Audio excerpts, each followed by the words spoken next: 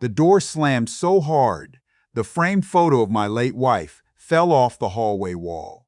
I heard the glass crack from the kitchen. I didn't move. I just stood there with a dish towel in my hands, staring at the stove, listening to the sound of my son's car pulling out of the driveway. That was the moment I knew something had to change. My name is not important. What matters is that I'm 67 years old.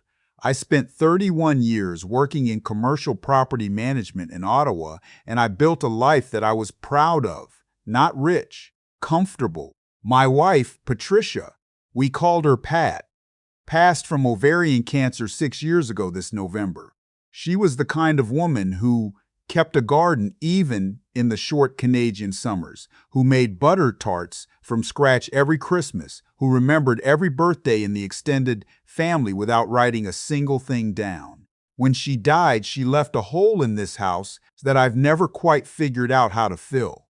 My son, I'll call him my son, because that's all he is to me now, a son not the boy I raised, moved back into the house 2 years after Pat died.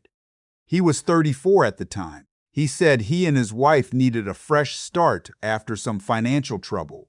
I said yes without hesitating. Of course I did. He's my son. That's what you do. His wife, my daughter-in-law, I'll be honest with you. The first time I met her was at their wedding in Collingwood, 5 years before all this. She was charming, bright smile, good posture, always said the right thing at the right moment. Pat liked her well enough, though she once said to me quietly, after one Thanksgiving dinner, "She's very careful, isn't she?" I didn't know what Pat meant at the time. I do now. They moved in on a Saturday in April. I helped carry boxes. I made a big pot of beef stew. My daughter-in-law looked around the house, at the crown molding, the original hardwood floors, the backyard, and she smiled in a way that I later understood wasn't warmth. It was assessment. The first months were fine, mostly. My son was working remotely for a tech firm out of Toronto, and my daughter-in-law had taken on some kind of freelance consulting work that she never fully explained to me. I gave them the entire upper level of the house to themselves. I moved my bedroom down to the main floor, beside my old study, the room where I used to read and where I still keep Pat's rocking chair by the window. I want to be clear about something. I did not ask for rent. I did not ask for help with groceries or utilities. I did not ask for anything. I cooked dinner most nights. I shoveled the walk in winter without being asked. I babysat. Well, there were no grandchildren yet, but I watched the dog, a retriever they'd brought with them, that they rarely walked themselves. In return, I was made to feel like a guest in my own home. It started small. My daughter-in-law would rearrange things in the kitchen without mentioning it. My good cast iron pan ended up in the back of a cupboard behind things I never used. The coat hooks by the front door, the ones I'd installed 20 years ago, the ones Pat used every single day, were replaced with a new rack she'd ordered online, and my coat was simply moved to the hall closet. No conversation. Just done. When I mentioned it, my son said I was being oversensitive. Then it was the living room furniture. Then it was a comment at dinner about how perhaps I might be more comfortable eating earlier in the evening, since they like to eat at 7 and I was apparently in the way when I was in the kitchen cooking at 6. I started eating at 5:30 alone, before they came downstairs. I told myself it was fine. I told myself it was a compromise. Pat would have said I was lying to myself, and she would have been right. My daughter-in-law had a particular way of speaking to me. She never raised her voice. She never said anything that could be called outright cruel. But there was a tone, patient, slightly bored, like a person explaining something obvious to someone slow. That made me feel every single time like I was the problem, like I was old and inconvenient and taking up space in a life she had mapped out that didn't include me. My son said nothing. He sat at the table. He looked at his phone. He passed the salt when asked. Sometimes I'd catch him glancing at me with something in his eyes that might have been guilt. He never acted on it.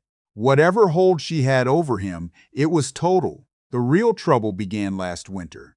I had mentioned, casually, over dinner one night in January, that I'd been looking at the house for potential updates. Nothing dramatic. The main bathroom needed new tile. The furnace was 15 years old, and I wanted to get ahead of it before it failed in February. I'd been saving for both, had the money set aside in a separate account, had already gotten 2 quotes from contractors. My daughter-in-law set down her fork. "Actually," she said, "we've been meaning to talk to you about the house." My son did not look up from his plate. She had a whole presentation. That's not an exaggeration. The next morning she came downstairs with a folder, a physical folder, printed pages, and she sat me down at my own kitchen table and she laid it out. The house, she said, was underutilized. The neighborhood was appreciating fast. She had done some research. She used the word research, and she believed it would be in everyone's best interest if I transferred ownership of the property into a family trust, which she had already spoken to a lawyer about, with her and my son as co-trustees. I read through the papers she'd brought to the table. I asked her to explain what co-trustees would mean in practice. She smiled and said it would mean shared decision-making for the family's future. I asked what would happen if I wanted to sell. She said that would require consensus. I sat with that word for a moment, consensus. I said I would think about it. She nodded as though I had already agreed. My son refilled his coffee and went back upstairs. That night I called my old friend, a man I've known since we both worked construction summers in university 40-some years ago now, a man who became a property lawyer and retired 6 years ago to a place outside Kingston. We talked for 2 hours. He told me very plainly what the document she'd put in front of me would actually mean. He used words like effective loss of control and legally binding restriction on disposition. He told me not to sign anything. I thanked him and sat in Pat's rocking chair for a long time after I hung up. I want to be honest here. There was a part of me that tried to find the charitable interpretation. Maybe she genuinely believed this was a good idea. Maybe she thought she was helping. But I had read the documents carefully, and I had spoken to someone who understood them. And what she was proposing would have left me in my own home, unable to make a single decision about the property without her approval. I said nothing. I told her I was still thinking. I kept my face neutral at dinner. I watched, and I started to pay attention in a way I hadn't before. I noticed that she made calls in her car, in the driveway, rather than inside the house. I noticed that there were phone calls she ended quickly when I walked through a room. I noticed that she had started quietly, replacing small things in the house. A lamp here, a set of curtains there, with things I hadn't purchased. When I looked closer at the mail, I realized a piece had come addressed to her using my home address as the address for what appeared to be a numbered company. I took a photograph of the envelope. I didn't touch it. I put it back. Over the next several weeks, I began documenting what I could. I'm not a private investigator. I'm a retired property manager from Ottawa with a smartphone and 67 years of paying attention. But I had my old friend's advice. I had patience, and I had the very significant advantage of being underestimated.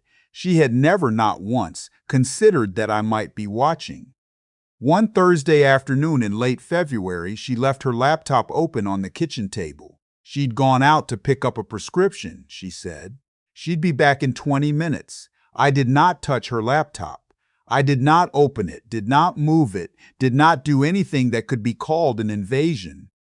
But the screen was visible, and on the screen was an email, open, from a name I didn't recognize, about a property transaction that referenced my home address and a transfer timeline. I took a photograph with my phone, hands steady. Put my phone in my pocket, put the kettle on. She came back 18 minutes later. I offered her tea. She said no thank you and took her laptop upstairs. It was around this time that I reached out, quietly, to my daughter-in-law's sister. They'd had a falling out 2 years earlier. I didn't know the details, but my son had mentioned it once without elaborating. I'd always liked the sister. She'd come to our house for Christmas the year before Pat died, and she and I had spent an entire afternoon talking about old CBC programming and whether the Rideau Valley had changed since the 90s. I called her on a weekday morning when I knew my daughter-in-law was out. I was careful. I did not ask leading questions. I simply said I was concerned about some things I was seeing and asked if there was anything she felt I should know. There was a long pause on the line. She told me a great deal. I won't go into all of it here. Some of it I'm still processing. But what I can tell you is that my daughter-in-law had been through a similar situation before my son. A former partner, an older man, a property dispute that had been settled out of court with a non-disclosure agreement. The sister didn't have documentation. She had memory and guilt and the particular exhaustion of a person who had watched someone they love cause harm and had not known how to stop it. I thanked her. I told her she hadn't done anything wrong. I think she needed to hear that. I brought everything: the photograph of the envelope, the photograph of the email, the notes I'd made in a small notebook over the past several weeks, and the name the sister had given me of the former partner's solicitor. To my old friend in Kingston. He came up to Ottawa for a weekend. We sat in my study, in the room with Pat's rocking chair, and we spread everything on the desk like a puzzle. He made some calls of his own. By mid-March, we had enough to understand the shape of it, the numbered company, the intent, the timeline she'd been working from. It was not criminal, or not provably, not yet, but it was clear and it was documented. And it was, my old friend said quietly, exactly the kind of thing that courts look at very seriously when someone later contests the validity of a transfer. I want to tell you about the dinner. My son and my daughter-in-law had, by early April, started pressuring me more directly about the trust document. My daughter-in-law had begun making comments about my next chapter, a phrase she used often, always with the same bright, encouraging tone, as though she were a life coach and I were a client who simply hadn't yet understood that my next chapter involved not owning my home. My son had started talking about whether I'd consider downsizing. Again, casually, always at the dinner table, always as though it were a natural and obvious thing that an old man would want to do. I kept my face neutral. I told them I was still thinking. One evening in early April, a Thursday, clear weather, the snow finally done, I told them I had reached a decision. I said I thought we should have a proper dinner, a family dinner to mark the occasion. I said I wanted to cook. My daughter-in-law smiled. It was, I think, the most unguarded I had ever seen her. I spent 2 days preparing. I ordered a good cut of beef from the butcher on Wellington. I made Pat's reticule for roasted root vegetables, the one with the maple and the thyme. I baked a loaf of sourdough. Pat had kept a starter since before our son was born, and I've kept it alive since she died, feeding it every week, and I used it for the bread that night. I set the table properly. Cloth napkins, the good china that we only ever used for Christmas and Easter. I also made 2 phone calls. One to my old friend, one to a family lawyer I had been referred to, a woman who had spent 20 years handling estate disputes and elder financial abuse cases in Eastern Ontario. I asked them both to arrive at 6:30, dinner at 7. My son and my daughter-in-law came downstairs at 5 to 7. The house smelled good. I was wearing a proper shirt, the blue one Pat always liked. The table was set for 4. My daughter-in-law looked at the 4th place setting. "Are we expecting someone?" she asked. "A couple of old friends," I said. "I hope you don't mind." She minded. I could see it in the way she settled carefully into her chair. But there was nothing she could say. My old friend arrived first. He and my son shook hands. They'd met before years ago at a summer gathering Pat had organized. My son was visibly uncertain but said nothing. The family lawyer arrived 4 minutes later. She introduced herself by her full name and her profession. She did not apologize for the timing. She sat down, placed a file folder on the table beside her plate, and thanked me for the invitation. My daughter-in-law went very still. I served the beef. I poured water. I passed the bread. We ate. I want to say it was tense from the first moment, but it wasn't, not quite. My old friend talked about the drive up from Kingston, the state of the 401, the fact that spring had come late again. The lawyer asked my son what he did for work and listened to his answer with genuine attention. The food was good. I'm not being vain. It was genuinely good. And the table looked like something Pat would have been proud of. It was my daughter-in-law who broke the surface. Partway through the main course, she looked at the lawyer's folder and said, very carefully, "What exactly is in that?" "Documentation," the lawyer said pleasantly. "We'll get to that. I think we should discuss this privately," my daughter-in-law said, glancing at me. "Not at a dinner table." "Of course," I said. "I only thought it was appropriate that we do it here. This is still my house." The silence that followed lasted perhaps 4 seconds. My old friend refilled his water glass. I looked at my son. He was looking at his plate. He would not look at me, and that, I will tell you, was the moment I felt the grief fully. Not anger, not triumph, just a deep and heavy sadness for the boy I had once driven to hockey practice at 5 in the morning, for the boy who had called me from a payphone in Banff when he was 22 and broke, and home, for the boy who had stood beside me at his mother's funeral and cried in a way he hadn't since he was small. That boy was at my table, and he would not look at me. The lawyer opened her folder after dessert. She explained, in clear and professional terms, what we had found, what it meant legally, and what she recommended as next steps. She spoke directly to my daughter-in-law, not unkindly, but without softness. She mentioned the numbered company. She mentioned the prior property dispute. She mentioned that she had already been in contact with the solicitor from that earlier settlement who had been very cooperative. My daughter-in-law said nothing for a very long time. Then she said, "This is an ambush." "This is a dinner," I said. "I served you my wife's recipe. I used her china. I baked the bread with a starter she's been keeping since 1987. I didn't raise my voice. I didn't need to." She looked at my son. He finally looked up.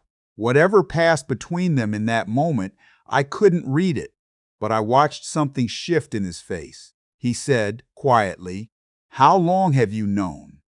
"Long enough," I said. The weeks that followed were not simple or clean. I won't pretend they were.